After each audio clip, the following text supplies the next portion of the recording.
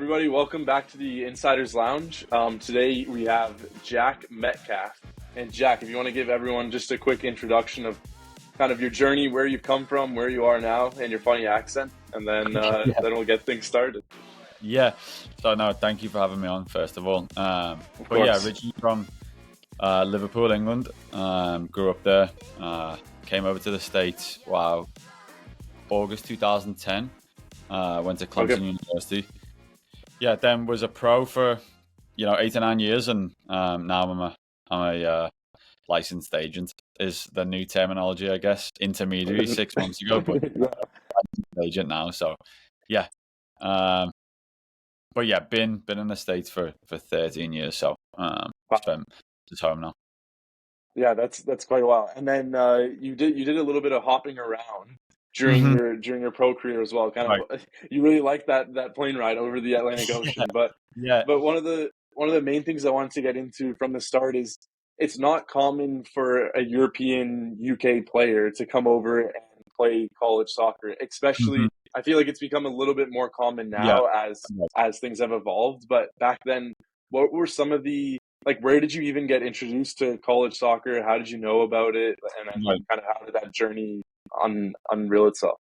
Yeah.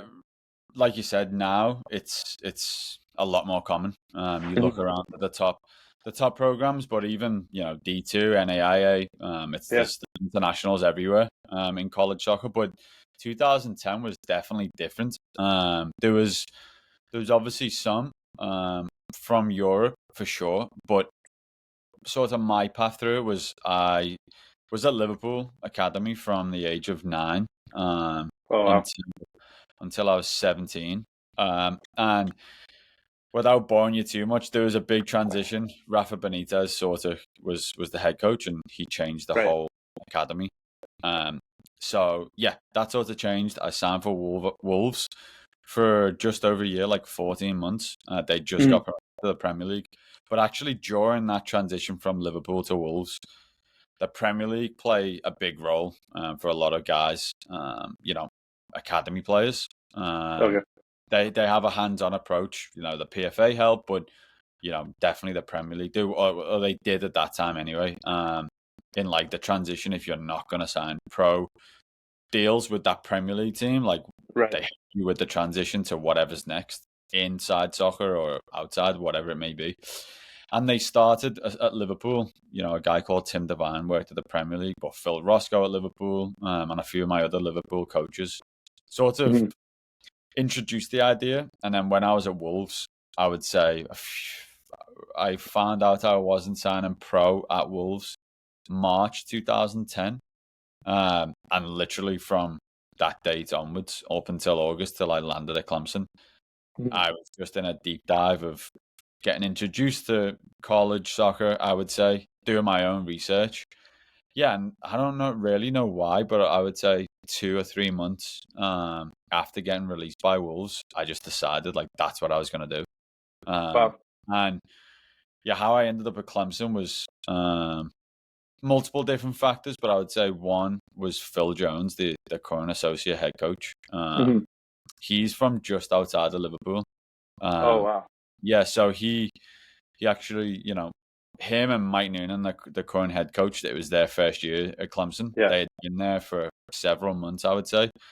And it was their sort of first go, getting some recruit through the door. There was a lot that were already committed and stuff. So they had a Mhm. couple come in. And me, and there was another guy from England too, Alex Stockinger, who is a current coach in Norway. He's Norwegian, Wow. and he was at Reading Academy, and we actually Mhm. played each other like a few months earlier, and then we both ended up at Clemson. But since Wow. that, especially at Clemson, there's been Paul Close from Manchester City, Oliver Shannon from Everton, a lot of English guys, but also a lot of European players. Mhm. Yeah, that was kind of my pathway to college soccer. And then, like, what made you choose? Because obviously, you had, I'm sure you had options in the UK Yeah. as well. Mhm. And then not only on like a club level, but also college level. Like, was that ever an option, like to go to kind of the college side, but like in the UK or across Europe, and then as well on the club side, like to go Right. elsewhere besides obviously joining one of the teams you were with. Yeah, that's a good question. I would say yeah. When I left Wolves, I had options. Yeah, and to be totally honest, as an 18-year-old player, that I had played, say 15 to 20 reserve team games Hmm. at Wolves at a good level, right? Like we played Arsenal, and there's Yeah. big players playing for Arsenal, like Sammy and Nasri and all those guys, like playing into Chelsea. That had a bunch of players. I remember Paulo Ferreira playing one game. We played at a Yeah, good level. that was a high Uh, level. yeah, that year. But my only options really, because you know it's tough. I would just say that it's really tough Hmm. to break into obviously any sort of Premier League or even Championship team. And as an Right. 18-year-old kid, I was definitely not ready to play first team football. Honestly, I Hmm. probably anywhere, probably any level. I needed a few years just Right. physically. And yeah, my options were lower league stuff. So I had gone to Rochdale, and I'd looked at a few lower league teams, and there Hmm. was some options there. But yeah, I think I don't honestly don't really know what had sort of clicked on me. But once I was sort of introduced to college soccer, and once I was educated on it and sort of educated myself further on the possibilities, what it entails. I definitely didn't factor in the education piece. You know, I Right. like Kind I of found, having to balance both. yeah, yeah, like I found out at 14 that I was going to be a full-time player at Liverpool once I turned 16. But probably from 15 onwards, I was only going into school a couple of days a week. And I was doing Monday, Wednesday, Friday with the youth team, which was Right. U18s. And it's two age groups, right? How it works in England. The U18s, once you sign scholarship forms, that's the 17s and 18s together. And then now you Okay. have 21s, which wasn't, the 21s wasn't around when I was there. It was I, basically I was going to ask that because you said you needed that kind of time period, but it Yeah, the obviously wasn't 21s available. wasn't a thing. It was basically Mm. first team and reserves, but the reserve league, I think there was only something like 18 actual league games or something like that. Okay. And honestly, Mhm. like no one really, there was no structure to the reserve league Yeah. at all. At It's just even, something that was there. yeah, it was like 18 games, and there would be some games scheduled in, some not. Like a lot of the reserve stuff was honestly young pros that weren't getting minutes at the first team level, and Right. then guys coming back from injury was what it was used for. It Mhm. was less of like a development plan. Don't get me wrong. The guys that were close to the first team, like guys who I played with at Wolves, like Nathaniel Mendes Lang, who's at Derby County now. Dave Davis, who had a good career. Danny Bath, who just recently at Sunderland. There was guys Mhm. there that were pushing for the first team, but I wasn't one of those. I Mhm. was good. I was playing a good level, and I was fine in the reserve team, but I Right. was nowhere near, Premier League first team, to be totally honest. Mhm. Um, and yeah, that that sort of just shifted my focus, and I just had a feeling that dropping down the leagues wouldn't be a good path for me. Because You know, yeah, for my it can career. almost snowball. It just, Right, and I knew physically I was struggling, and yeah, drop down the leagues in England, it's tougher physically than anything. yeah, it doesn't help you. Yeah, so it was one of those things where yeah, I think over the period of like 4 or 5 months, and then college wise, I did have some options. Um, yeah, there was a thing back in the day called exit trials, and it was basically Premier League, some Championship teams, but it was basically all Category One academies. Mhm. So it's 95% Premier League team, but then a few Right. others. Derby County, yeah, Reading were in there at the time, Sunderland, a few other big teams that are category one academies. Basically, anyone who gets released from a scholarship goes to this like almost like a combine. That's what you guys Right. would look at it as, but we called it Yeah. X Trials. And it was full of lower league teams from Europe, honestly, like all over Scandinavia, Australia. This was still before Brexit, right? Yeah. Yeah. I mean, yeah, this is 2010. Yeah, so, I almost yeah, wasn't born yet. yeah, yeah, yeah, on a long time ago. I'm just joking. Yeah, 2010. So, um, and at the time, a lot of colleges Hmm. went and recruited there. Like, Really? I think they were starting to.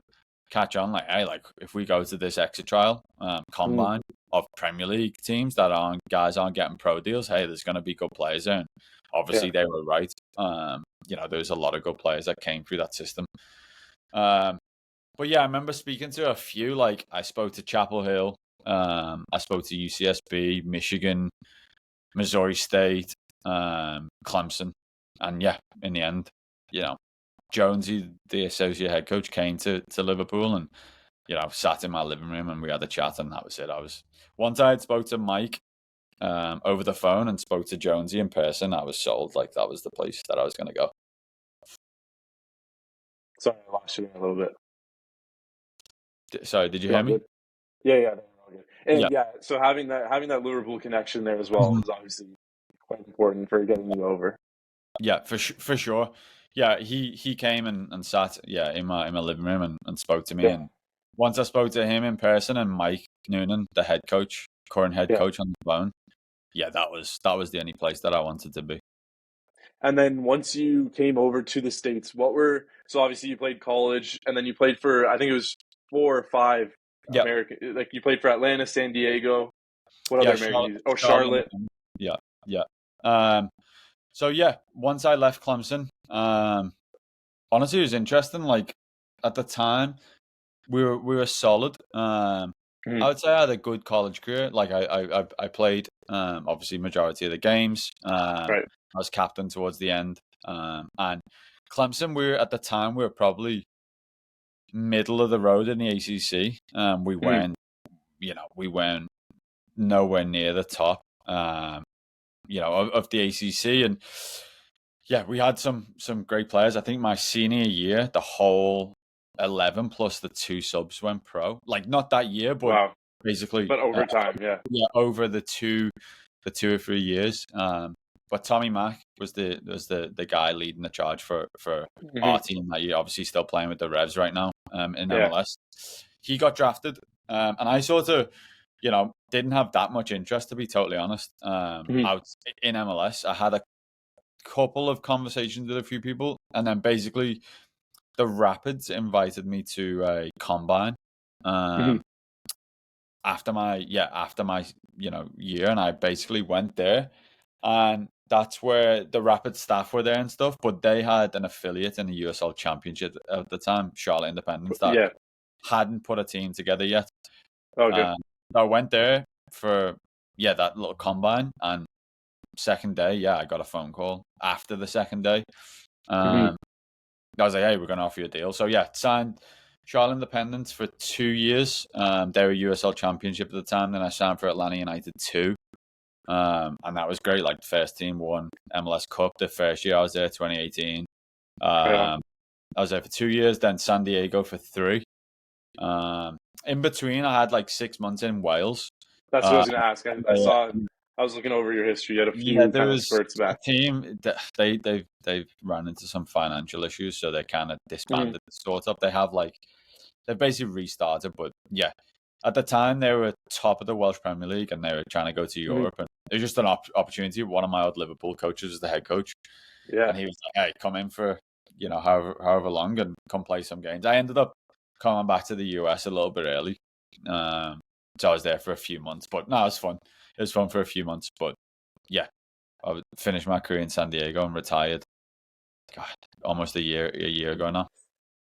It's hurting you saying that. Yeah, What yeah. what were the big differences from coming over from the UK to the US, like on the Mhm. college side and then also on the pro side, like because you had Yeah. the experience like in Wales and obviously growing up in the academy, you kind of had that pro experience in Mhm. a sense. Yeah. What were like the really big differences, Um, or is it more similar than people think? Because I know a lot of people kind of have yeah. that opinion where That's it's crazy that's a different. good question. Honestly, I was surprised at the level, to be totally honest. Mhm.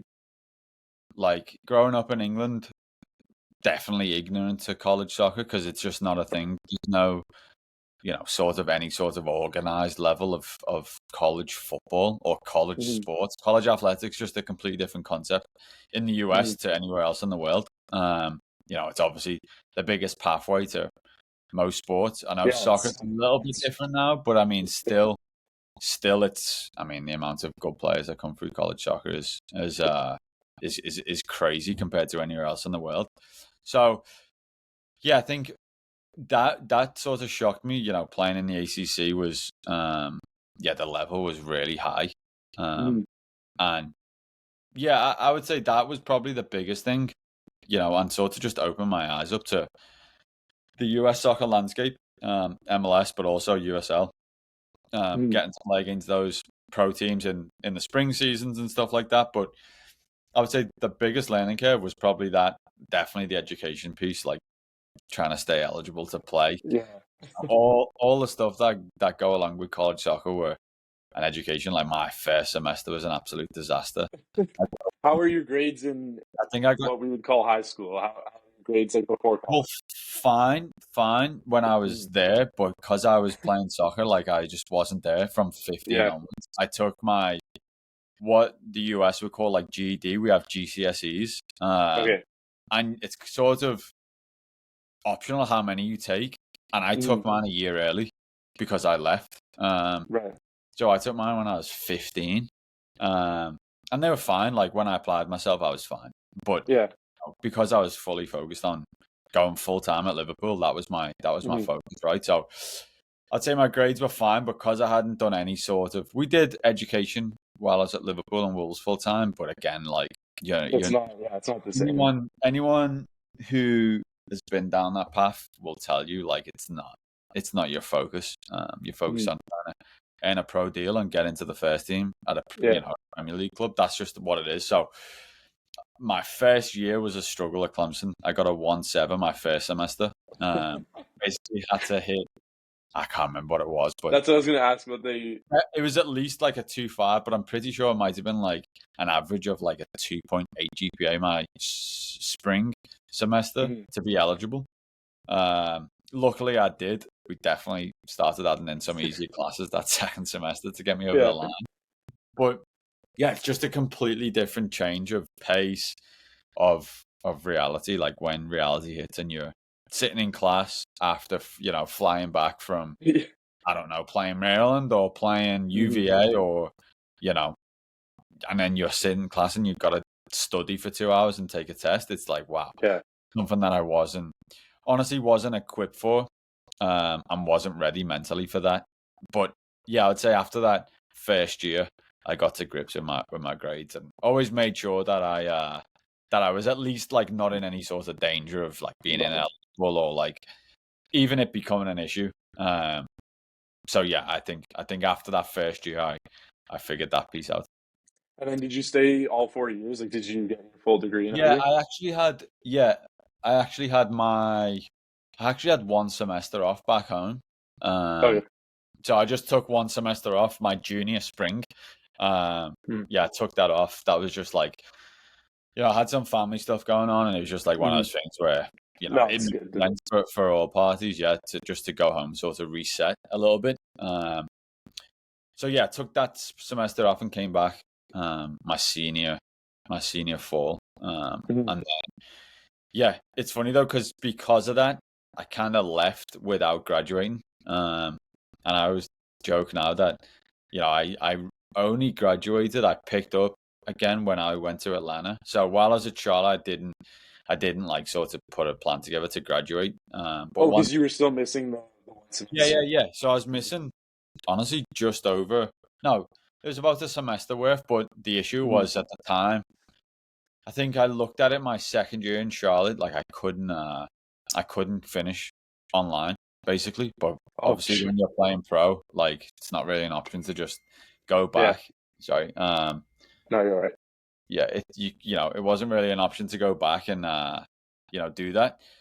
Mhm. So yeah, once I got to Atlanta, and to be honest, Clemson were great with it. They figured out exactly what to do, and I was able to finish online eventually. Oh, So really? yeah, yeah. And then going, so you've kind of gone through your whole career. What were some moments that you found that like led you towards becoming an agent, like near the Mhm. end of your career? Like, was there specific moments or people that you met that were like, yeah, this is Yeah. this is something I want to do past my playing years? Yeah, it's something I've always been interested in. Like, Mm. you know, my family have always been I've always been in business. Hmm. A lot of different businesses. But my brother was a pro boxer for a period of time, and my dad Okay.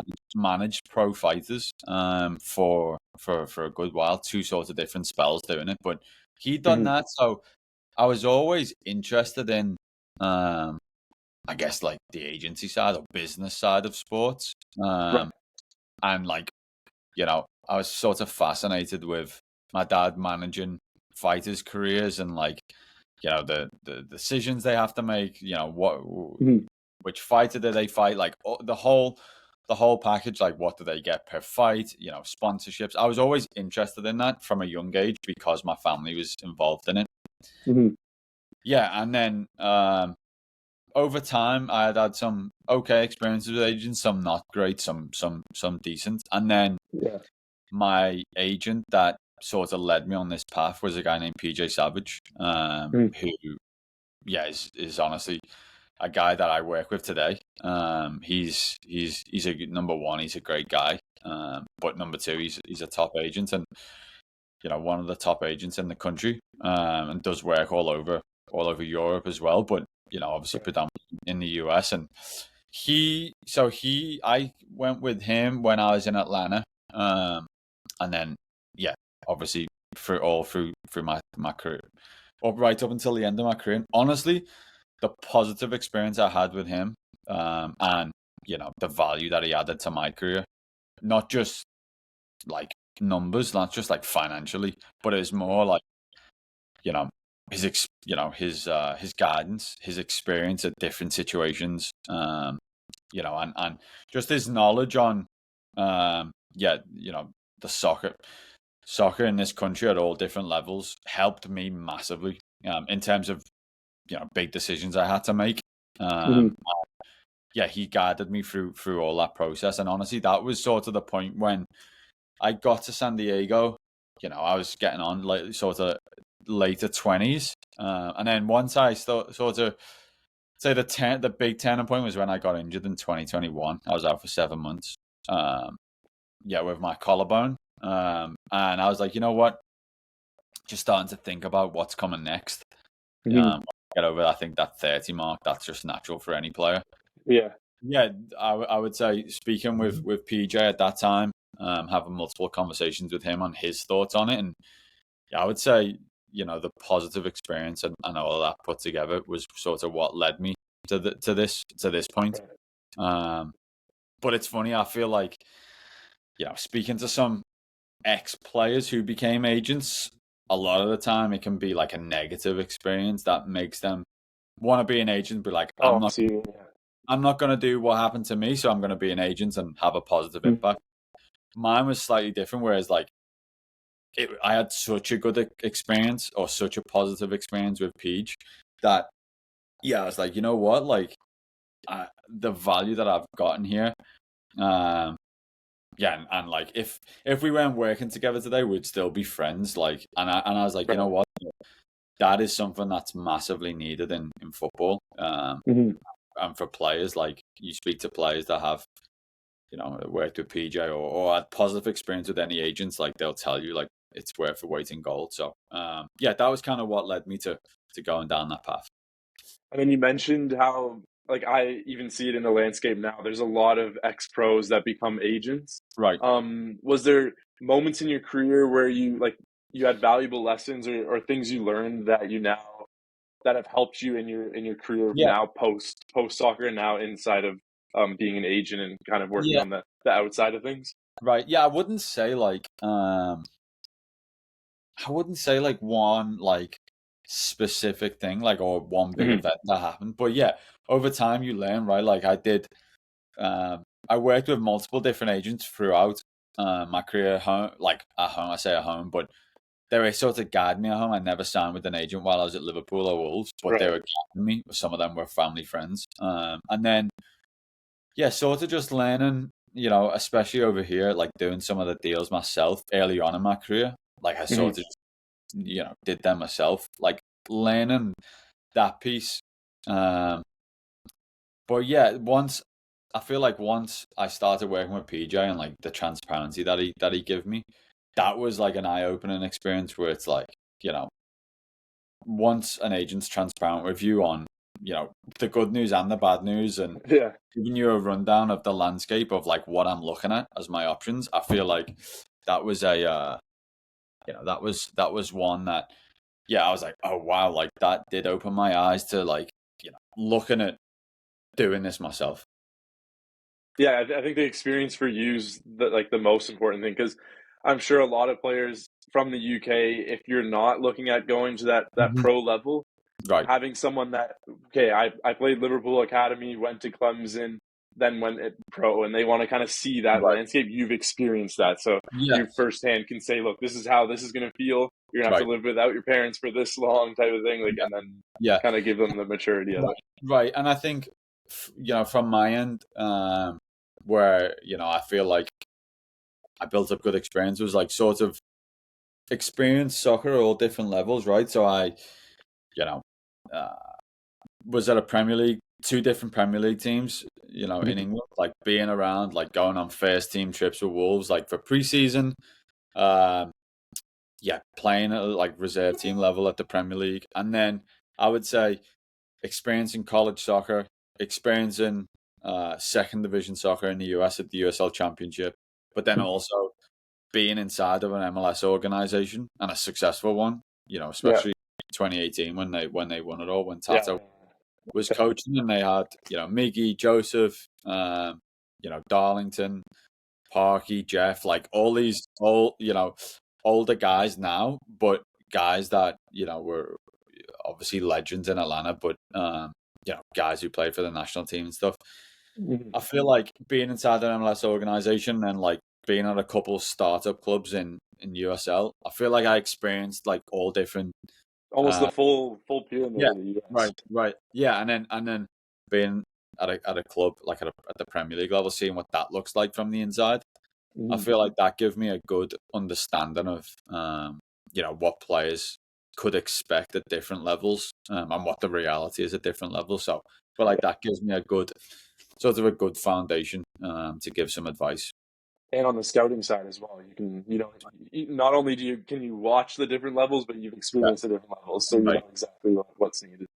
Yeah, And you mentioned earlier, you kind of have, I think every player that you talk to has this, where you have your good agents, your bad agents, the yeah, ones that you've learned from in terms of what not to do, and the ones you've learned from, like you're saying with PJ, the yeah. ones that you appreciate still to this day. What are some like qualities or things that certain agents did that you thought were really clever and that you've kept doing now that you're an Right. agent, and things that you would appreciate, you would hope players appreciate that you do for them? Yeah, I mean, um, you know, the main thing that I always speak to players about, and it goes with relationships with clubs too. Mhm.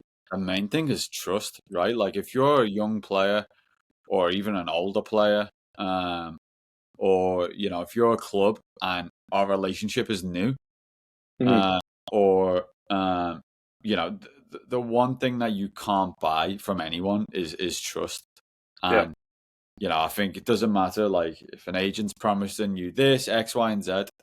I think the biggest thing that you need to form in any sort of relationship, whether it's as an agent, whether it's with a player, at all levels, or whether it's a club at all levels, is trust. And the only way I've found that, you know, as a player, first of all, working with my agent was full transparency on everything. Right. And it's the same now as an agent.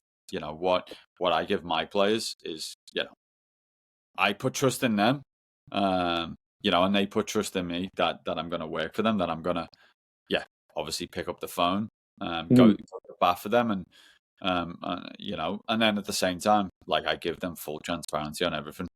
So Right. if whether it's good news, bad news, indifferent, I'll tell them exactly the way it is. Yeah. Yeah, the second that you start promising people things, and I found this as a young player, not even necessarily with me, but being at Liverpool, there was thousands of agents, honestly, promising all sorts of different players, my friends, me, different sorts of things. Mhm.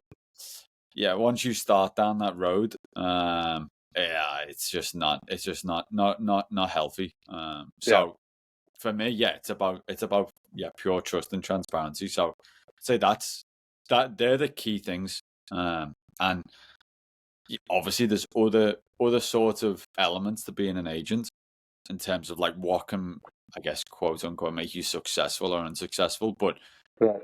yeah, I think if you work hard, and you reach out, speak to people, connect, build your network, Mhm. and I'd say over 13 years in this country, and then all the time I was playing at home in England, I sort of built that network in the UK, Right. Europe, and now obviously the US for the last decade.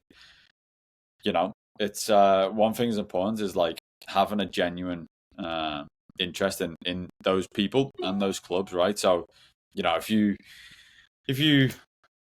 meet someone or whatever, like a little bit of advice that I've found has been helpful. If you meet someone, um, you know, whether it's at a combine or whether it's at a training facility, whether it's at a game, you know, I would say, obviously you need to be yourself, but go and speak to people.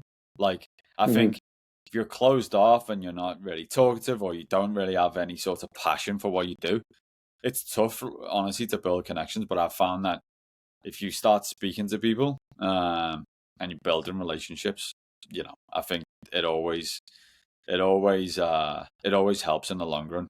And Right. that's what I try and do. I try and speak to as many people as I can, check in with them constantly, and it's genuine, right? Like I just have like I would say a passion, but also like a genuine interest in what's going on with Mhm. with clubs, what they're looking for, um, you know, specific to their playing style, to their philosophies and stuff like that.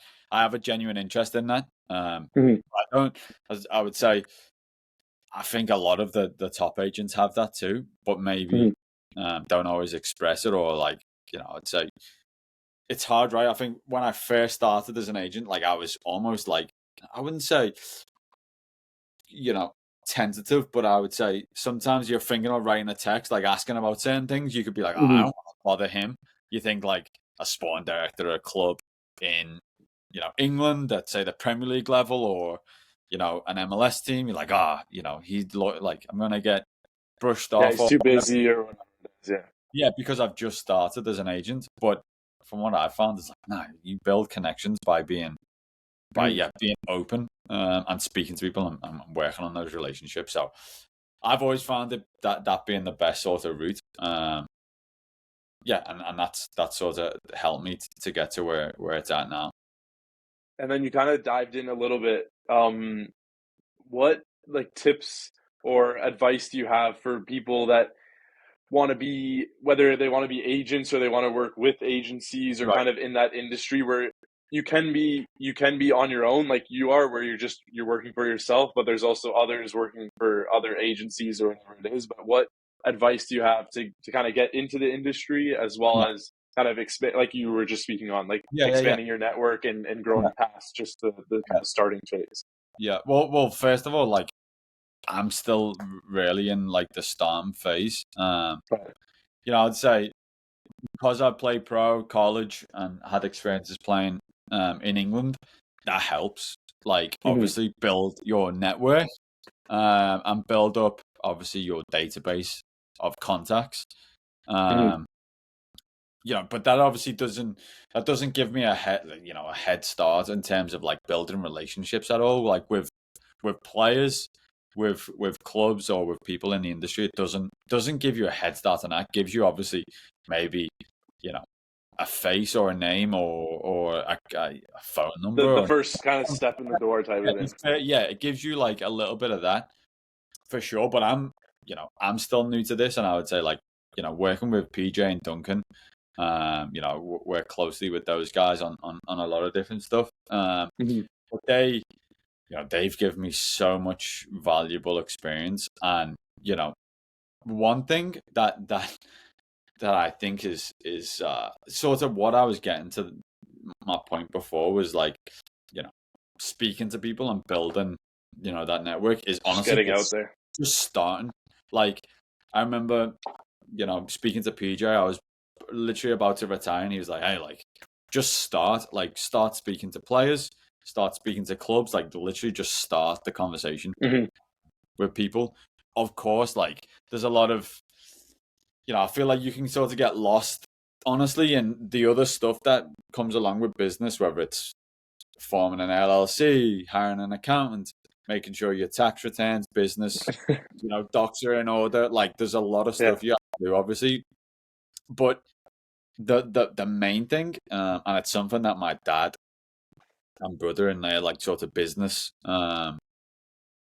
experience that they've done. Like, I remember my dad writing ideas down at restaurants and stuff, for Hmm. different ways, and seeing him, and then also the advice from PJ and them has been to just start and literally like it's as simple as that. Like I would say, like once you start reaching out to players about representation, Hmm. um, or reaching out to clubs like, hey, what are you guys looking for? That's the start of the process, and then really from there, it's about connecting dots, keeping tabs on. Obviously, that I'd say you got to be organized in this game, and it's soccer's obviously a conveyor belt of moving parts constantly. Um, Hmm. you know, and that's always going to be the way. So if you have a good grasp on that, and then yeah, again, like with my players, I think that the trust they have in me is they know that I'm going to pick up the phone.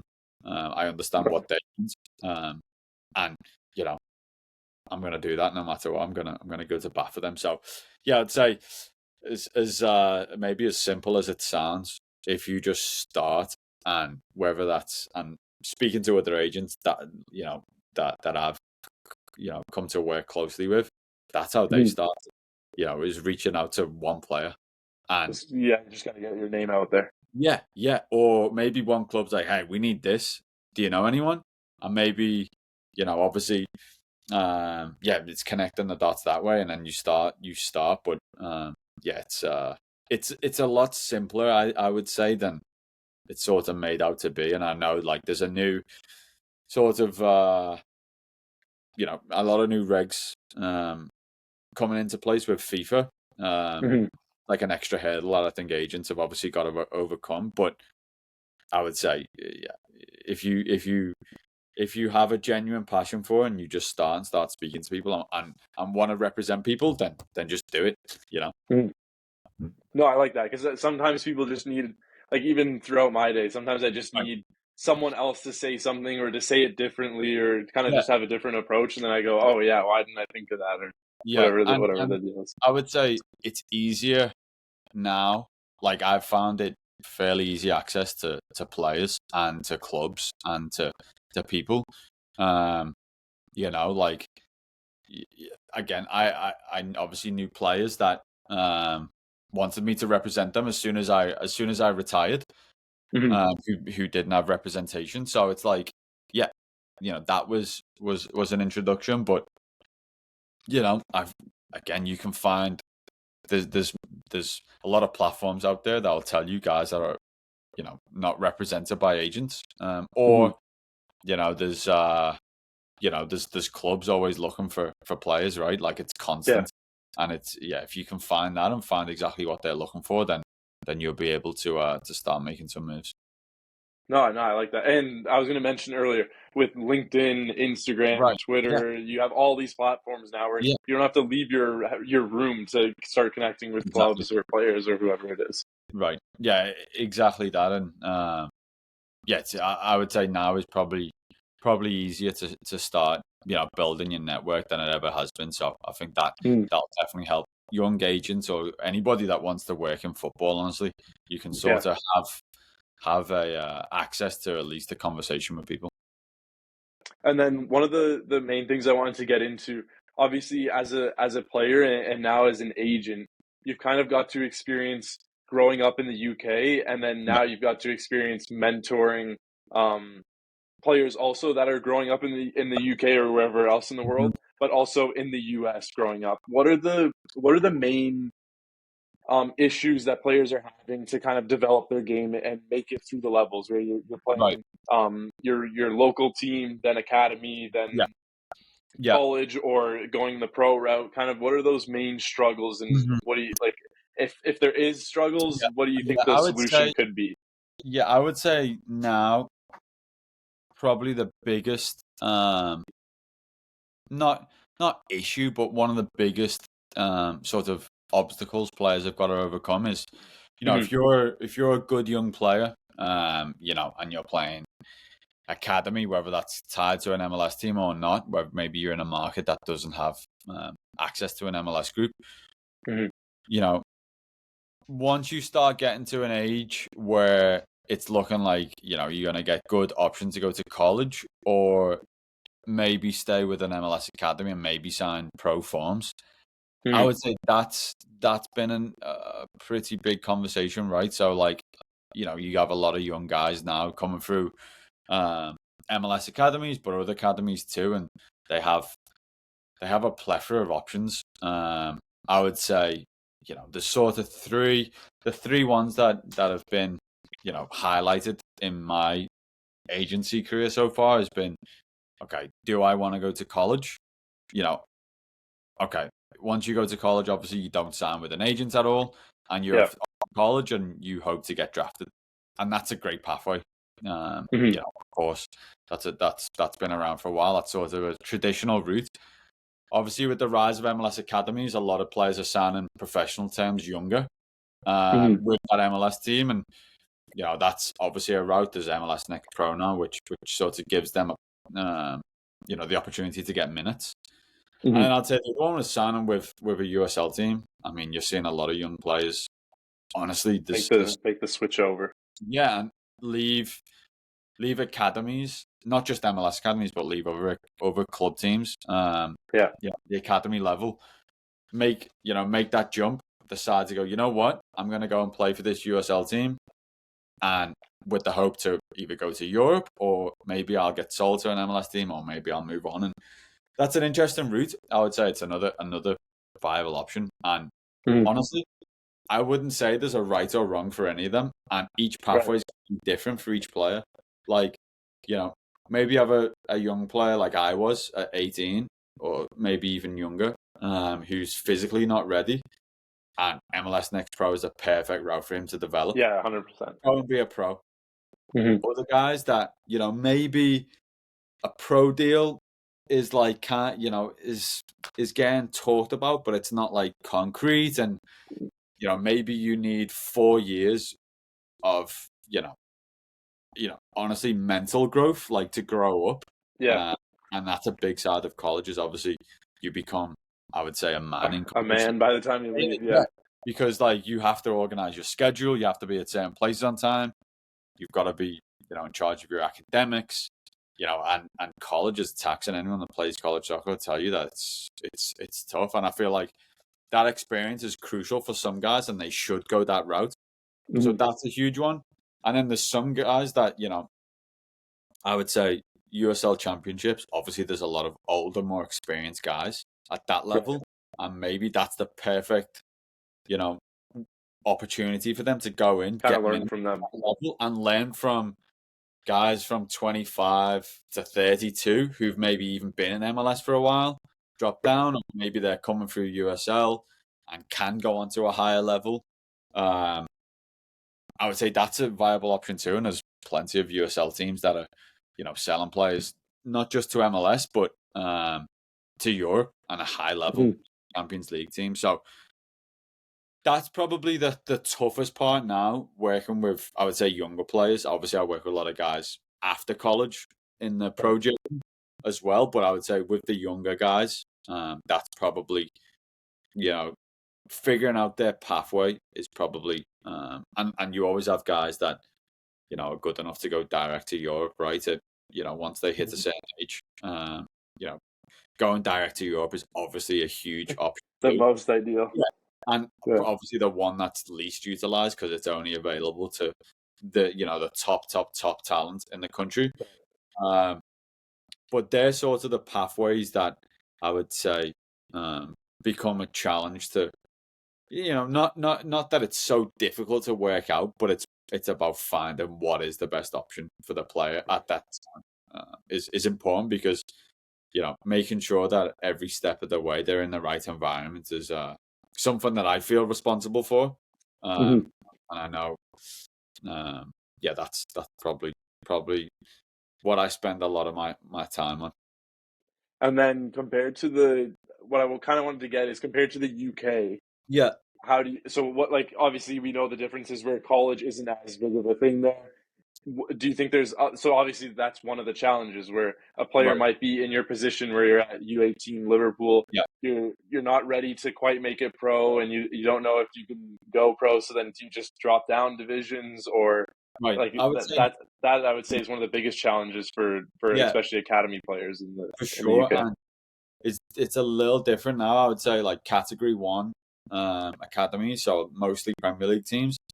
Hmm. With the introduction of 21s several years ago now, well, it was 23s first. Now it's 21s, but obviously the Hmm. same sort of concept. Yeah, players are sort of getting pro deals, like they used to get scholarships, which sort of cuts off obviously the college route. Um, but yeah, I would say in England, it's very much like one track minded. If you're part of a Premier League academy, the way I was, or Cat One, or a pro club in general, Hmm. your full focus, for the most It's part, just being pro, is being a professional, and obviously, first step would be to be a professional at the club that you're at. So if right? you're a Premier League team or a League Two team, doesn't really matter. That's what every single player at that level. That's what their goal is. And out in terms of options after that, if you don't sign pro, yeah, obviously US has become a viable option for college Hmm. soccer. But yeah, honestly, it's dropping down the leagues is the only real other alternative. There's a couple of colleges, yeah, that have like good sports programs, Right. but Loughborough is one. That's pretty well renowned for being a good sports college, but Hmm. it's not like producing pros the way the top college programs in the US Right. are. It's not. It's a good way to maybe do both if academics is important, but yeah, really the only other option is to sort of drop down the leagues and find your place in the pyramid. Yeah, it's definitely there's a definite difference between the two kind of countries Yeah, and for regions the way sure. I feel like the US, that's one benefit, although it's complicated as a player, Right. like when you're hitting that age of 16, you really don't know what to do, and you have to kind of make a process of figuring out what's your Yeah. direction. But I think the amount of opportunities is also a blessing because you have Right. like I know like Trent on Liverpool has his own program of helping players once they leave the academy. You're kind of just stuck, and if you don't have Yeah. someone that can say, "Look, this is what you should do," or "Here's an idea," like you can Right. really, Yeah. it's really a dangerous position for a For young sure. person to be in. And I have two friends actually. So one of them who I played with in Atlanta, Oliver Shannon, came through Everton's academy, went to Clemson, Hmm. got drafted by Atlanta United. That's where I played with him. It was at 2018. And then he now works with Sam Craven and Vertex Soccer, and they run a program in the UK that basically takes players over from a lot of high level clubs to college Hmm. soccer in the US, and it's all built into a big thing in England that's been an issue is player aftercare because England's culture, society, everything glorifies players that are 11, 12, 13, 14 academies, and it's hard, right? Like I was wrapped up in that. I played for Liverpool from a young age, and you know, there's no sort of. It's tough, right? Because I feel like you have to be one track minded to try and get to the first team, but Right. also needs to be a foundation built into almost like a net to catch these players if they Hmm. fall and don't make it pro. You know, there needs to be like a safety net to obviously shift them onto another club or something completely different. Um, and the PFA have started, but yeah, my friends Ollie Shannon and Sam Craven do a really good job of that, and Hmm. they brought over so hundreds of guys from through Vertex to college soccer, and a lot of them have been drafted and turned pro. So or gone on to get their college education and then gone into something completely different. So I feel like they do a good job, but yeah, player aftercare is a big piece of that. Hmm. And we were speaking about it earlier. obviously become a dad recently, Yeah, and a lot of work as an agent is you're kind of mentoring these players. Like if you right. take all the soccer out of it, you really Yeah, you're turning young boys into men, right, and right, over through soccer you're slowly nurturing them. right. Since having your child now, has it switched any mentalities? Like I know a lot of people, once you have a kid, like your whole life just takes Yeah, like a 180 or a 360.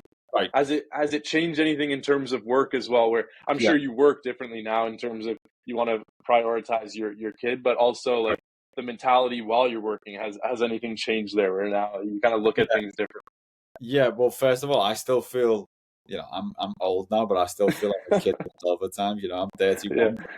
I feel like, yeah, at times you glance and you're like, you look at especially ages of some of the players that are playing professionally, and you're like, I Mhm. can't believe this kid is whatever.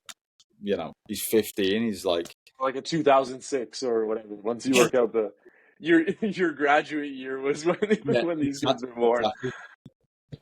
So I feel like that's always a funny piece to that, but no, like I feel like um for sure, when you become a dad, it changes everything. And Hmm. that's obviously something that people tell you, but you take no notice of it when you're not a dad, and you're like, oh yeah, I'm sure, like yeah, I'm sure it's gonna be crazy and all that stuff. But I would say the biggest thing for me, um, obviously it's a little bit cliche, but like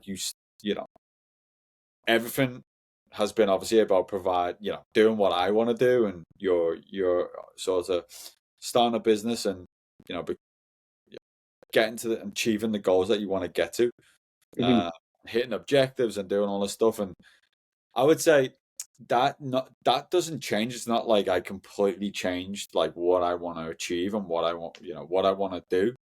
Right.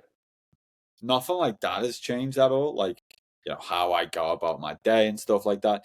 Like nothing really changed from that point. But obviously, bigger picture, yeah, like everything I do now is to give her, the life that I want to give her, Hmm. provide, obviously, for my family. Um, Right. you know, so I would say that on like a deeper level, I don't want to get like, too, Don't but get also, teary eyed on the podcast.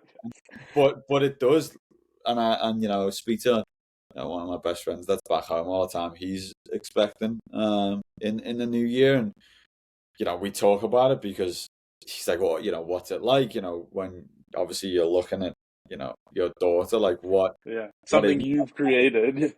yeah, it may, it's crazy. Like it is the wildest of experiences. But as it pertains to like what I do and how I operate, Mhm. not, nothing's really changed in terms of, yeah, like, my goals, Right. that side of things. But what has changed is probably, what I'm doing it for now. Um, Mhm. because yeah, like everything you do, you wanna do it for the little girl that's down there screaming her head off most of the day, and waking up at 4 a.m. So yeah, that's the biggest thing that changed. But Mhm. also, like, I want to spend time with it, right? So like, I want to, you know, It's a good. It helps you with the work life balance. Kind of right, right, gives you motivation to also stop right, work and just yeah, enjoy and your time. I'll be the first to admit, like, I do not get that right. Like, Mhm. I, you know, something that me and my wife talk about a lot. Like, I'll be, working at night, on holidays, weekends, just like this. And I think one thing that I definitely need to improve on is being present. Like, I Mhm. have a bad habit of being on my phone, um, you know, and looking at things, reading articles, looking at all the stuff, and just not being present. So something that my my family calls, well, my dad calls it the family curse, which is a Yeah. funny way to put it, but that's just because I think one trait me, my brother, and my dad have in common is working. And Mhm. probably not being present, which isn't a good thing, honestly. I feel like it definitely, you know, it's definitely something that I need to work on. Mhm. Oh yeah, I think obviously only doing this stuff for a year now, being an agent for a year, um, I've definitely not been present at times. I'm starting to get a little bit better at it. Mhm. Um, Yeah, even if that'll take it's a thing that takes time. right, You learn right, as well about yourself, how you can for change sure, your workflow and things like that. for sure. And I think you know, you even if it's 20 minutes, even if it's Mhm. 45 minutes, or you know, prioritizing going and doing something and coming back and then working. But Mhm. yeah, you can easily fall into the trap of constantly checking things. If you put your phone away for an hour, you're thinking, like my Is phone's down. someone is there a WhatsApp message Like or something? Yeah. yeah, like if I haven't looked at my phone, yeah, and there's a few messages there, but it's like you can become addicted to that, and Yeah. I don't think that's healthy. I think honestly, you're probably more productive if you prioritize time, um, and Kind give of put it into yourself blocks. yeah, and like obviously my family is the most important thing, and yeah, Mhm. I, I don't want one here moaning at me when she's a little bit older, like to telling me, "Dad, put your phone down." So that's Yeah. something I want to fall into. And kind of along that path, I always like to ask the question near the end of the podcast, where do you see yourself? So you've been an agent for a year now. Where do you see yourself kind of next year, Yeah, 5 years, 10 years, maybe? Like, do you have those visions of kind of the future? Do you have goals, or are you more yeah, just like work in the present and like right. what's your mentality in terms of that? Yeah, no, I've always set goals. Hmm. You know, I would say once I left Clemson, I found it hard signing my first pro deal. Hmm. Um, and I remember like for the first time, a lot of it came from my dad, but writing stuff down and setting goals. Um, Right. yeah, that has been important to me from our playing career, and it's something that I've carried over now into the agency Hmm. stuff. So yeah, I would say like number one, like I want to obviously help my players as much as I can, Hmm. and my obviously help them in their careers, help them achieve their goals. That's a Hmm. big goal of mine. Um, when I sit down with a player, whether he's 18 or whether he's 28 or whether he's 31, I have players at Hmm. all ages. Like, what do they want to do? It might be Right. it might be the last 2 years of their career, or it might be, hey, I've got 15 years that I want to play, and this is what I want Yeah. to do.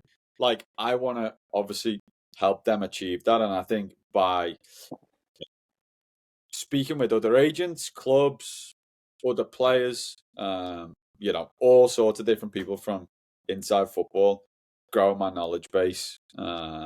Yeah, that will help me, help them obviously achieve their goals. That's something that is obviously important to me, and that's like my number one goal. And if I can help Hmm. my players, get to where they want to get to, then obviously I'll be happy. But I would say in terms of like obviously on those lines, I obviously want to work at the highest level. Um, Hmm. I think that's the goal and aspiration of same way it was with my playing days. Like I wanted Yeah, to that's what I was gonna say.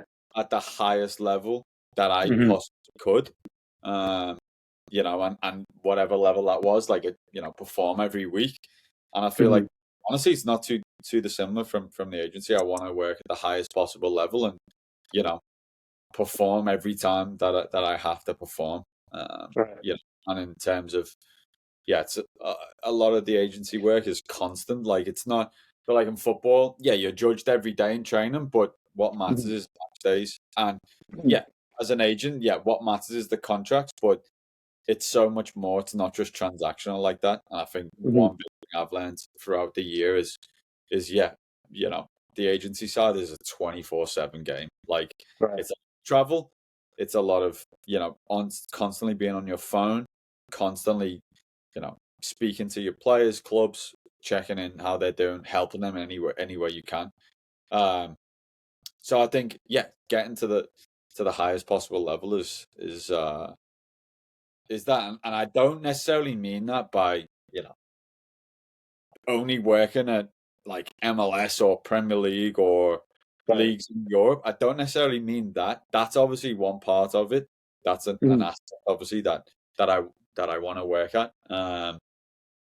But it's more like working to a level as an agent that is the elite level. It's not necessarily like only having players in the top, out of the professional leagues in the top 1%. Yeah. It's more about, what I can do to become the best possible agent. Yeah, like I spoke with Brian in the first episode. We Yeah, said like, how do you define success? yeah, Like yeah. it's Right. all in terms of your own mentality. Like Exactly. if your success is working at that level, then once you get there, great. Right. That's like your accomplishment. But Right. others define success in other ways, and that's Well, okay. That's yeah, exactly. And shout out Cronin. He's first of all, he's what a guy, because he was actually at Clemson the same time as me. We crossed So I paths. was gonna say, when you mentioned that the one coach had a Liverpool accent, the way he Yeah, got the job at Clemson, yeah, yeah, has he told you this story? yeah, yeah. The parking lot, and he found the Yeah. keys, and like that's It's crazy. crazy, Like isn't it? that, and Yeah, that's the whole idea of. I think I actually have to post the clip today, but right. networking, like it's just so important. How like Yeah, that's even like a random thing like that, like he's working in a parking lot, and next right. minute he knows he's working at Clemson. Like Yeah, it's a but cool story. that's that's what it sort of what so I was to the point I was making before is like Brian just kept his mouth shut and went about his day and carried on. He wouldn't have Hmm. been in that situation. But you obviously spoke to Brian, you know the type of person he is. But he had the Yeah. courage to speak up and, you know, build a little connection there, and down Mhm. the line it pays off massively. So that's huge. But yeah, like you said, I think the biggest part for me is just um continuing to learn. Obviously, I feel like in this, especially in the agency, you're seeing now with FIFA introducing the exam again, new rules and regulations. You never stop learning, Yeah. uh, and I feel like that's another piece. Is you gotta constantly. Yeah, the MLS is always changing. In England, like they just changed their rules on international players, what they allow, like a few months ago. Right. Like you've got to constantly know the latest rules and regulations, the latest trends. Um, so it's all that stuff, and then like in terms of even at the micro level, like teams, like you know, talk about Austin for example. They, Rodolfo comes in, and there's so many moving parts in soccer. Like you've Everything's always changing. Managers, exactly, players, exactly, like the whole team structure, everything. yeah, and I think It's a good and bad part of the game. right, but I think your worth as an agent is knowing that stuff. Yeah. Um, and knowing what clubs are looking for obviously is a part of it, but also knowing your players inside out and what their strengths and weaknesses are and where they can Mhm. excel and how they can add value to a team.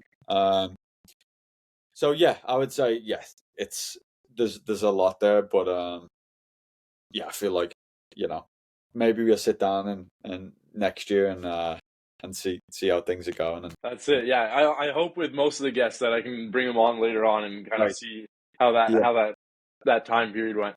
right. One of the last big questions here, just what do you have any stories of like a successful transfer or something that you've had in your first year where you were really proud of it, or something where you thought, oh cool, like this is I'm happy that worked out, or I'm proud Right. I put in the extra work here, something like that, where you Um. kind of something to share.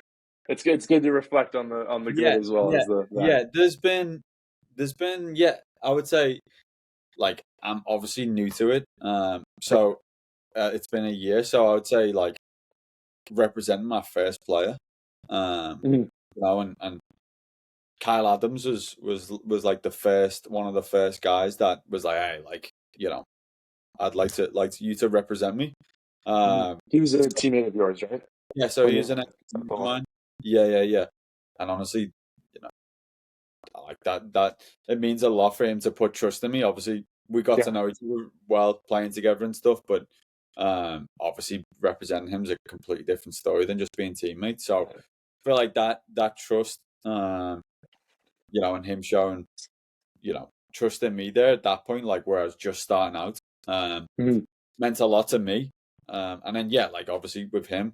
I ended up doing. Obviously, he's in Louisville now, so transfer Mhm. from San Diego to Louisville, which was just good for him. He's in a he's obviously in a new environment and loving it, and enjoying life there. So I would say That's a top program for the USL. yeah, exactly. And they sold Josh Winder for a big fee to Benfica, and you know, Hmm. um, yeah, they're obviously a top team. And I would say even not just Yeah, in even comparing to MLS. in general, like you can Hmm. put their stadium training facility Yeah. players, and obviously how successful they've been in the USL up against any team in the country. That's a top club. So yeah, I would say obviously whenever you sign your first player and you have Yeah, something, no, that's big. that's like a nice feeling doing. I wouldn't say. I don't think he obviously wasn't the first deal I did, but doing the first deal, my first deal I did was in the CPL with York, Okay. with Jeremy Lepere. Um, so yeah, that doing stuff like that, and then look, there's a lot of different situations that you find yourself in. My Right. first deal in Europe was a good one, just because like I've been playing in the US and doing a deal in Europe. We did Hmm. a couple. We did one in England, one in Ireland. So doing those were fun. They were Hmm. sort of successful. Um, just trying to think And I of the think you even have like day to day, like just building a certain contact you didn't think right, would reach right, out or something. Like you have all those little things where yeah, it's just like, nice. Like right, my day felt successful because of that, whatever it yeah, was. exactly. Yeah, there's all sorts of little wins there, but and things that obviously help Hmm. players at all different levels. And then yeah, I'd say like Chavi Nalati, who's at San Diego Loyal, like he uh signing a professional deal with his hometown team, and obviously, unfortunately, the club is not going to be playing Hmm. from next season onwards. But for him, yeah, as a young kid growing up in San Diego, like for him to sign a pro deal, you know, No, that's playing huge. against Seattle Sounders in the Open Cup, and as an 18-year-old player, like I think him signing a deal with his hometown team was big. And look, you find yeah, in that all deals look different, and they can Hmm. all be like, oh, this one worked out well, and we found a solution there. And I would say like little ones like Thomas Amang, he was a free agent, and finding him a solution late in the year or late into preseason and stuff like Right. that. Finding solution for players, and for example, if one situation isn't working out, you Hmm. know, I think it's good to almost remove yourself and not, I would say, not become overly emotional with like the situation, get like overly like, Yeah. obsessed, and be like, you know, push until it works out. But you have to think Hmm. on your feet at times and find other solutions. And maybe, as an agent and a player and the club, like we all thought one situation was going to be this perfect, you know, well oiled scenario. But in reality, like that obviously only works out for obviously for a few guys on a team where it's like, oh, it's this perfect situation. Right. Uh, so yeah, when it doesn't work out, I would say like, hey, you have to be flexible and try and think on your Hmm. feet, get creative and come up with options. So yeah, there's been a few, but yeah, No, it's it's good. of course, and there's been disappointments as well, of course. Like Yeah. that's one thing you have to come to live with, whether it's a deal that you think is going to come off, or whether it's whatever it may be. Yeah. Yeah, you have to live with those disappointments, and again, like use them, yeah, to help you. The next time around. Mhm. No, it's part of the job. You Yeah. you have both ways. Okay, so we got some quick fire questions here. Okay.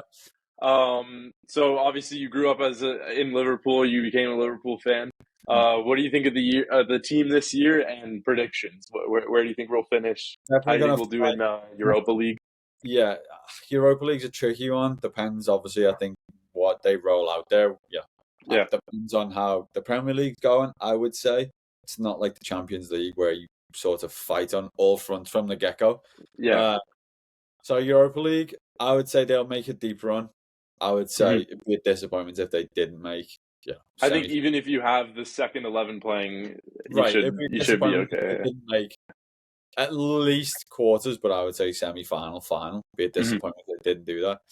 Premier League, I think it's the only team that can challenge City this year. From what Yeah. I've seen, City again are in an insane team, and I think who knows if Liverpool. What's the day today? We got We got two. September 5th. We got 2 more days until that Sorry, Saudi I did not. window closes. And I'm hearing things about Mo Salah, so it's like, I hey, know. we keep hold of him. I would say they're in with a shout. They're in with a shout. Who knows? Maybe City run away with it, but I would say from what I've seen so far, Mhm. they're the only team that can compete with them. I have Salah on all my fantasy teams. I'm Yeah, praying he doesn't move.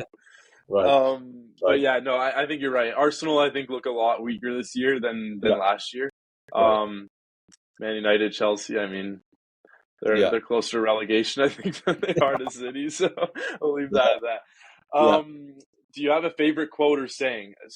I know yeah, everyone kind of has their yeah, go-to. yeah. Never give up is one. So yeah, my dad used to say this like every day when he'd drop us off at school. It was kind of Mhm. like from a young age. It was drilled into me and my brother. He'd drop us off at school, and that was like a little thing that he would always talk about. Um, and the way, obviously, as I sort of understood what he was trying to say when I got older, it was more like, don't be like boneheaded and just like pursue something that's obviously Yeah, like not the right thing to pursue. Like yeah. it's like, oh, you're on this one track, you obviously gotta, be smart about things, but it is more just like in terms of your character, in terms of like what you stand for. Like it Mhm. was like, yeah, have you know, an unwavering belief and never give up on what you think is right. So that was, yeah, that was his little thing that he used to say. So that's fine. Something No, that it's I, good. Brian's was similar. It was be brave, be patient, believe, yeah, and it's from yeah, like a marathon runner that he follows. yeah, yeah. No, Cronin's a crazy runner and likes to I torture himself. I Uh, couldn't do it. but yeah, yeah, that's along the same lines, right? Like, I think Hmm. one thing as a player, but probably more so, honestly, as an agent, is you get tested. Um, Yeah. you know, there's going to be negative things that happen. There's going to be things that get thrown at you that you weren't expecting, or Right. situations that, maybe you're not even fully equipped to handle or understand and stuff like that. And I think one thing that's helped me, obviously, you know, is having a belief in yourself and what you're doing, how you're, Hmm. how you're operating, how you're going about, how you're treating people, you know, having, a belief in that. And then, whenever you come up again in tough situations, I think people would be lying if they didn't feel like pressure or unnervy or like unstable in certain situations. But if you Hmm. have the ultimate belief that you're going to work and do things the right way, ultimately things will be what they will be, and you'll be, you'll come out fine. As long as Yeah, you your brain is very powerful, so it's exactly, and as long all as in the you don't, belief. as long as you don't give up on yourself, yeah, you'll be in a good spot. Not sharp. So you've obviously been in San Diego for a few years now. What are your top like recommendations? Like I'm a big foodie, so do you Right. have like a top food Yeah. recommendation in San Diego when I come to Yeah. visit? So where I live, in an area called North Park, there's the taco stand, which Okay, right on. a top, like in San Diego, like I'm sure, like there's a few other taco spots that have been recommended, especially by the locals and stuff. But the Right. taco stand is like number one. It's super convenient to me. It's like literally like right there. Uh, Yeah. but I mean, their California burritos, like their tacos, their carne asada, like everything is top tier. Mhm. So food. food wise, that's great. There's a few other good spots. Corey, Buena Forchetta, some Italian spots that are great, like some great pizza, some great pastas, Mhm. all local to me. You can find honestly good Mexican food. Obviously in Southern California, that's what it's known for. We're obviously close to Yeah. the here, so it's I feel like you're getting a good shot into like the authentic stuff. The other side of the Mhm. border, you're getting trickles over to this side. So we obviously have that as a benefit. And then in terms of like places that I enjoy, like I love going to Coronado, walking around, going to the dog beach. Have a huge uh, dog, so yeah, we take it to the dog beach there, and that's something that I'd never been. I'd never been to a dog beach before. Uh, they're all over There's San Diego. also not a lot of beaches in general. Yeah, yeah. So like that is something that I love and absolutely yeah, you know, if I ever leave San Diego, which probably will do one day, Mhm. that's something that I'll miss massively. Going out to Coronado, up to Del Mar, dog beaches. But the beaches in general, you can find like you go to La Jolla, like there's a beach called Wind and Sea, Mhm. which is just an unbelievable spot. Which a lot of the guys, will go on their off days and spend some time there. But yeah, there's so many good food spots, good beaches, good places to walk, good place to run. It's yeah, it's definitely a cool spot. And the weather. I think the weather is all year round. You can't Yeah, really beat it. it is. Funny enough though, this year's been, I would say, probably the worst weather Oh, out of really? 4 years. This year's been, yeah, there's crazy, just like overcast days, like day after day Mhm. after day. But in general, yeah, 90% of the time, Yeah. 72 and sunny. It's you can't get much weather. No, it's good. Are you a big reader? Do you have a favorite book? I No, always but like getting book suggestions. yeah, that's a good question. No. Or one book that you've been trying to read that you've Yeah, never got to. yeah, yeah. That's Uh, my problem. yeah. I'm not, and I'd be lying if I told you I was a big reader, but I'm a big Mhm. podcast guy. Uh, Okay, cool. I'm a big podcast guy too. yeah, so yeah, I would say there's several I listen to. The Price of Football is one that I listen to. Yeah, that's If a good you one. listen to that one, that's a good one. A He's from lot. Liverpool as well. One of the hosts, Yeah, right? yeah, I think yeah, he is. yeah. I think he teaches actually at the University of Liverpool. Yeah, Some yeah, yep. yeah. So the Price of Football. There's a podcast that a football lawyer, Daniel G, does. I can't remember the name now, but he's actually got a book uh, on sort of the ins and outs of the agency world. I haven't read that book, but he's got a good podcast Mhm. that he works a lot with a lot of analytics guys that look at all different aspects of business of football, Right. and we'll break down from his end what a football transaction looks like. Well, Mhm. at all levels, whether that's a player, coach, uh, the purchase of an actual football club itself. He's Mhm. worked at all different levels, and I think 2 years ago I started listening to him, and it gives you you know honestly a good ideas. Like obviously working as an agent, you see the inside track on all that stuff, but Right. sometimes when you listen to other people, it gives you a different voice, right, or a different Yeah. perspective on different stuff. So I would say they're sort of the ones in football that I listen to.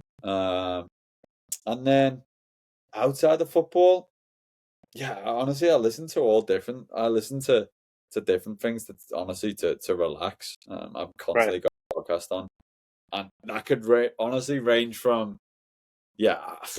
I mean, trying to think of it now. Other sports like Yeah. could be talking about other sports in general. Could be talking about space. Could be talking about history. Like Just something in the background. Yeah. yeah. Like I would say now and again. I wouldn't say that's constant. The way Right. like I do listen to the other podcast, but now and again I'll flip something on nature, something like that. Like I would say space, nature, history. Like I'll find interest in like little things like that to like kind of Mhm. switch on. So my No, little bit. everyone always makes fun of me because as soon as I get in a car, I have to have a podcast on. Like it can't be Yeah, music or yes, anything, and all my friends are just sitting there, like, "What is yeah, going yeah. on?" Right, right. One I'd recommend to you. It's called My First Million.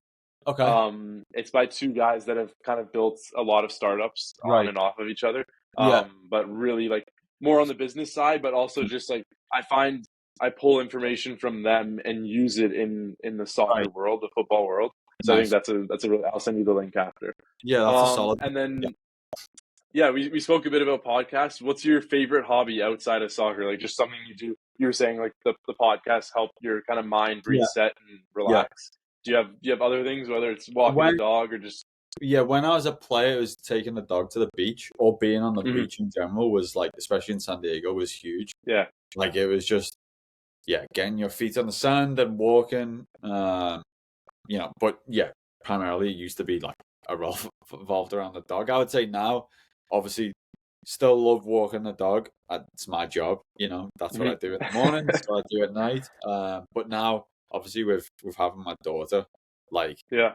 say, like, yeah, just the little moments that I spend with her, like, be walking to get a coffee, Mhm. um, and sort of the mundane things that you do with a baby, just like being and spending around time. Now she's smiling at me and laughing. It's just those little moments are huge. But generally, I like to get outside. So could be as simple as walking up the street to get a coffee. Um, Mhm. whether that's with the dog or the baby or whatever. That's huge. And I would say and then once pretty funny, but once I retired, definitely relaxed on my diet and working out. Yeah. Um, and that was an experience in itself, sort of taking like 6 months to eat whatever I want, work out whenever I Do whatever. Yeah. want. But I would say the last sort of 6 weeks, I've sort of You reeled have the that back. dad bod coming in. Well, I've completely I've sort of reeled that back in. I've completely reeled my diet back in, probably stricter than before when I was playing. Oh, it's good. And and then having like a sort of a strict schedule of working out, Mhm. building that into my work schedule. And Good. honestly, it helped. It's helped massively.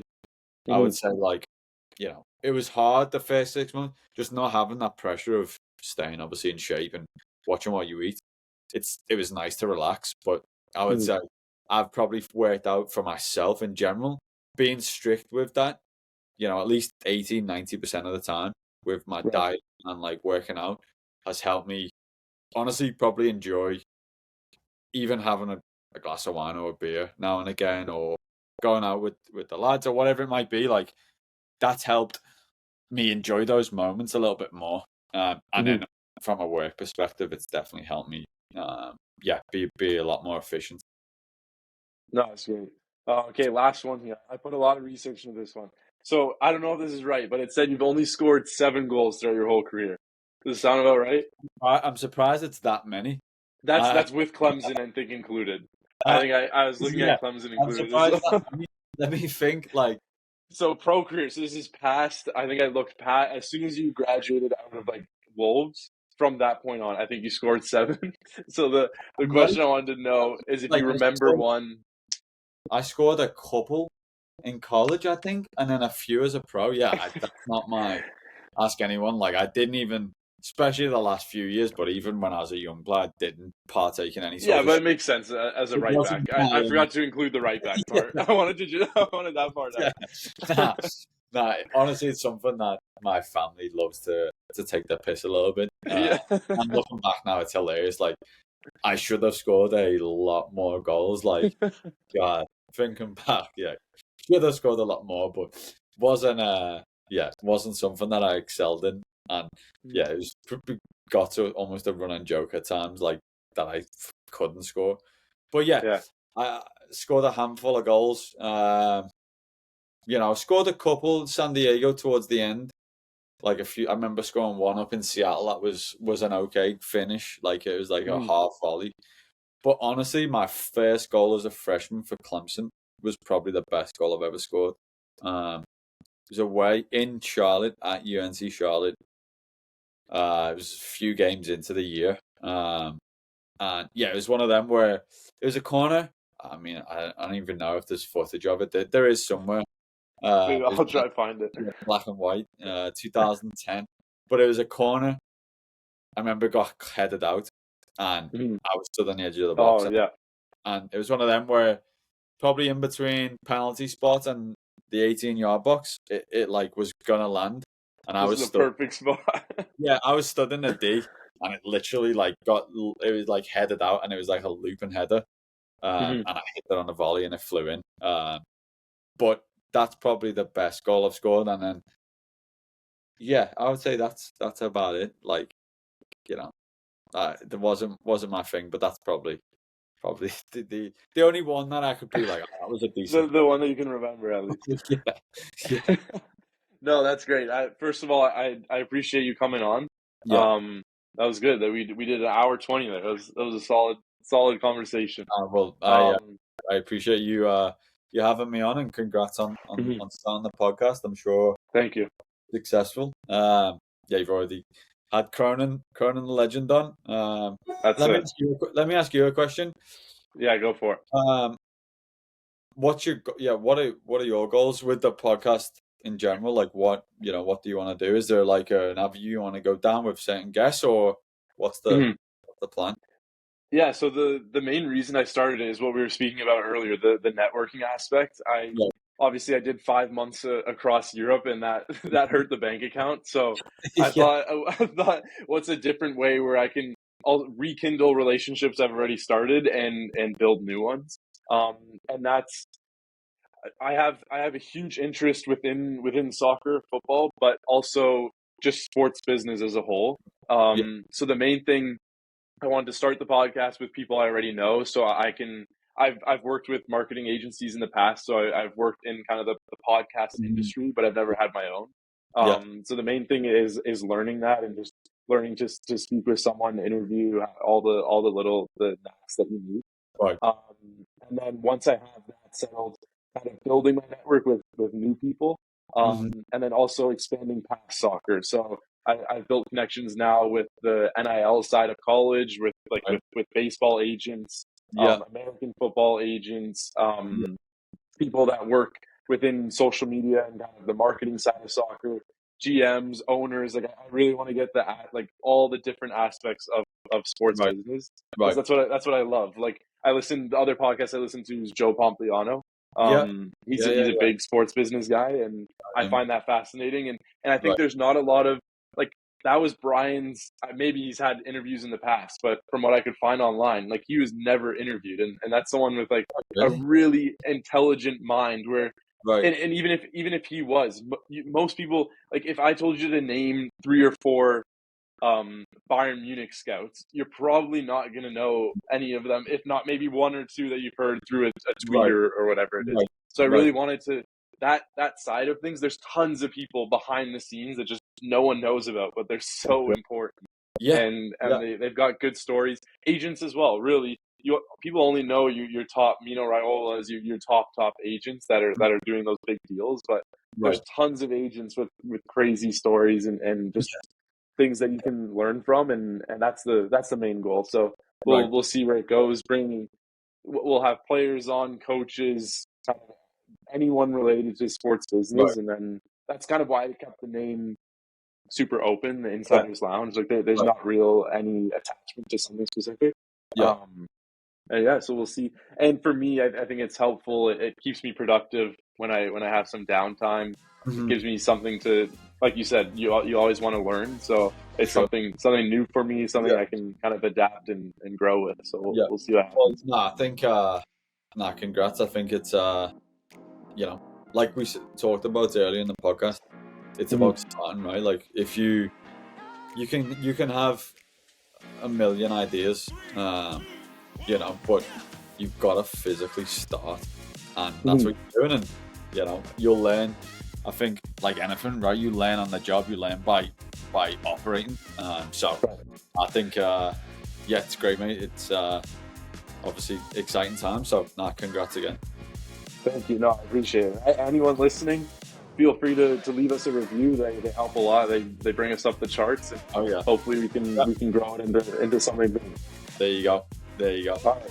Thanks again for coming on, and we'll call it here. Yeah, pleasure, mate. Thank you. Cheers. All right, bye-bye.